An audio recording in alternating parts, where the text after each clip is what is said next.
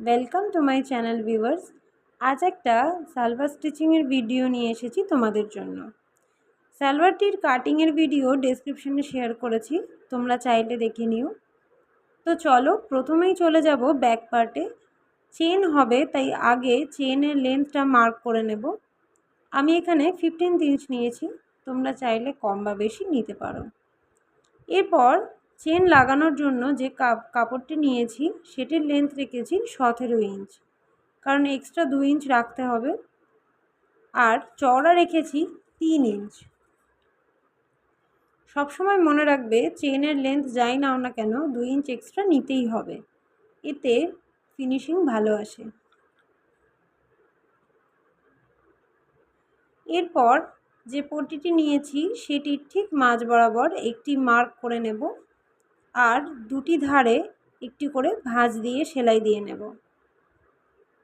একইভাবে ব্যাক পার্টটির ঠিক মাঝ বরাবর একটি মার্জিন দিয়ে নেব।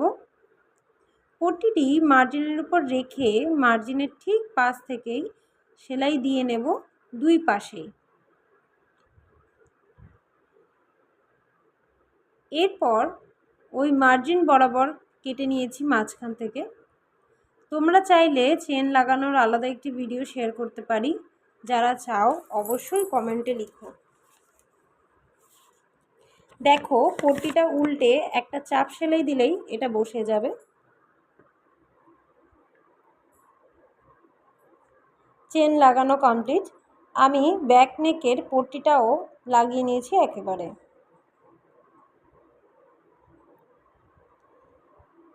এরপর ব্যাক পার্টে প্লিট দেওয়ার জন্য শেষের মাপটা নিয়ে নিচ্ছি। শেষ ছিল 17 ইঞ্চ, আরও হাফ ইঞ্চ যোগ করে নিয়েছি।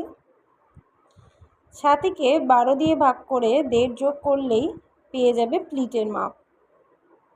তবে এটা অপশনাল, চাইলে স্কিপ করতে পারো।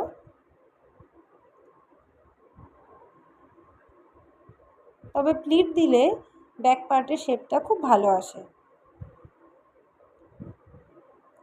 দেখো শেপ দিয়ে দিয়েছি। এরপর এটা সেলাই করে নেব।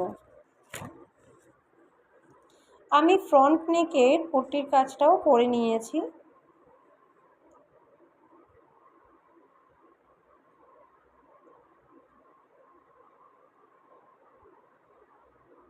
এদিকে দুই পাশে কাঁধ দুটিও সেলাই করে নিয়েছি।